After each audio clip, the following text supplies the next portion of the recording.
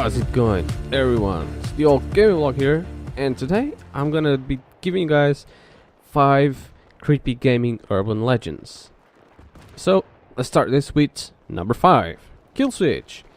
Now, in 1989, when the Carvina Corporation released Kill Switch, the story goes that the adventure game had fairly limited run in the late 80s, and there's ever been between 5,000 and 10,000 copies ever released. Basically, it had players choosing between 2 different characters, a wooden shape-shifting woman or a powerful invisible demon. Now, the story followed an uprising of miners, weird ancient evils, and other strange stuff. Oh, and the game has a tendency to erase itself completely. Basically, details are scattered over what triggers this. It's basically either completion or death. So when you finish the game or die, that's when the game kind of erases itself. Anyways, there are no playable copies left that we know about, and no one ever has beat the game as the demon. Now, that alone is fairly odd, but it's recent developments that, propels it from being mildly strange, being a weird story about a Russian game, to a rocking back and forth and crying. Now, apparently, one sealed copy of the game was found in 2005 and was sold for $733,000 to a Japanese man named Yamamoto Ryuki, or however you pronounce his last name. Now, he intended to post gameplay footage of the game in order to finally bring it to the world, but only one clip has reportedly surfaced. A video of a, ragged-looking Yamamoto sitting in front of his computer and crying. And that footage too has disappeared, or not really existed at all. Moving on to number 4, Fallout 3. Now, Games Radar has actually covered this Fallout legend when it first popped up a few years back. It revolves around the in-game radio on Fallout 3, which apparently predicts the future. Now, if you kill the host of Galaxy News Radio and then destroy Raven Rock, GNR begins to transmit heavily coded transmissions. And apparently these transmissions feature the 3-dog sadly reading off numbers before tapping off some Morse code. First, it predicts the time and date of Gary Coleman's death. Then it rattles off the following gems. The Queen has died today, and I quote, "The world mourns as on all Brits. 402 March 19, 2014. The next one goes, "I can't believe Britney's actually won an Oscar. 2133 on February 27th, 2023. Next one goes, "I can't believe they've actually done it. Not long left, they were warned, but they just had to keep pushing the boundaries of science. Oh, the noise, I can't take the noise anymore, and the light, dear God, the universe is slowly unraveling around us. I'm not going to wait for death, I have a pistol in the attic. I'm just gonna, kill myself." Now, Bethesda denied everything about this. They've denied that they've put anything subliminal in or any, predictions or whatever, but still, one must wonder. Number 3, Arcade Cabinet Polybus. This is probably one of the most popular ones. Now, the year was supposedly 1981, when Polybus appeared in a few arcades around Portland, Oregon.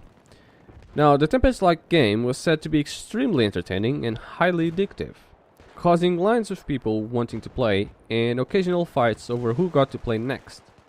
Now, since it was in a rural area in Oregon and arcade games were kind of a new thing, this wouldn't, be all crazy or unbelievable or any different than any other games. But the Polybus legend doesn't stop there. It's actually where it begins.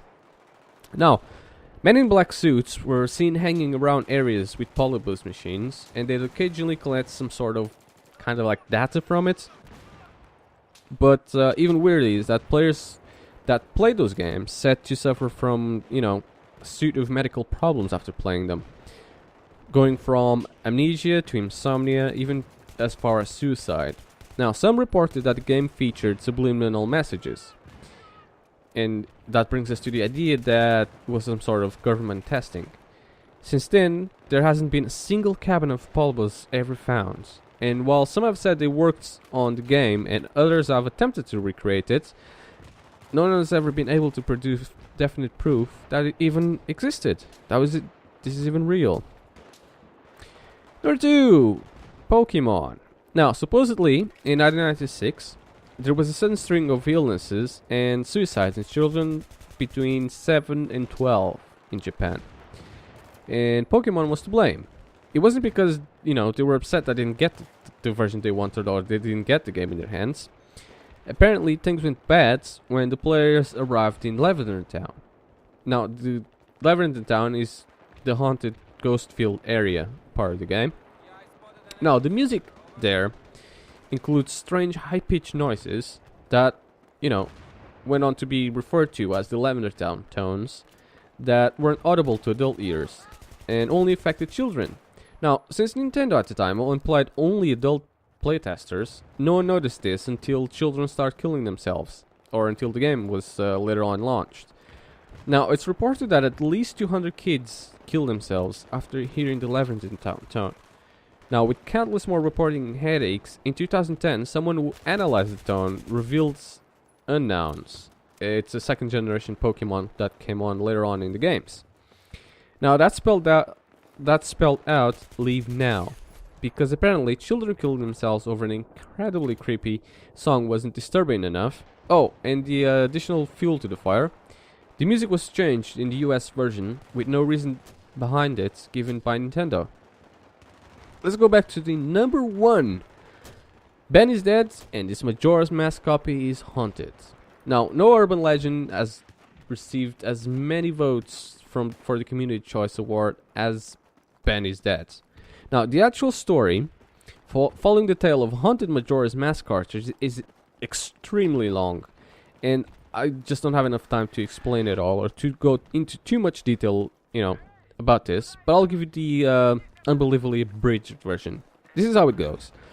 A kid bought a beat-up copy of the Legend of Zelda: The Majora's Mask from a strange old man at a yard sale, and was told that it belonged to a child that didn't live there anymore, and basically just left it behind, and they just want to get rid of it. Now, he put the game in, the kid bought it, of course. He put the game in and saw that the first slot was named Ben. Okay, so he didn't pay much attention to it, and it didn't even go on it. He made his Link slot in the second spot, and just played from there. Now, the NPCs in the game would randomly still refer to him as Ben, even though he wasn't playing as Ben. So, what he thought was that the cartridge was just, busted up, so he deleted the first slot, named Ben, and the game freaked the hell out. Now, what followed from there was an unbelievably creepy tale of a haunting, with several long descriptions and YouTube videos showing the game freaking out and telling him things like, you shouldn't have done that, and your turn. Now, the story has everything from, as creepy and awful story about a drowned child, dozens of pages of text, and, enough scary nonsense to send you into a coma. So if you want to read it, I'll leave it in the description. But this is it for me, guys. Thank you for watching, and I'll see you guys on the next video.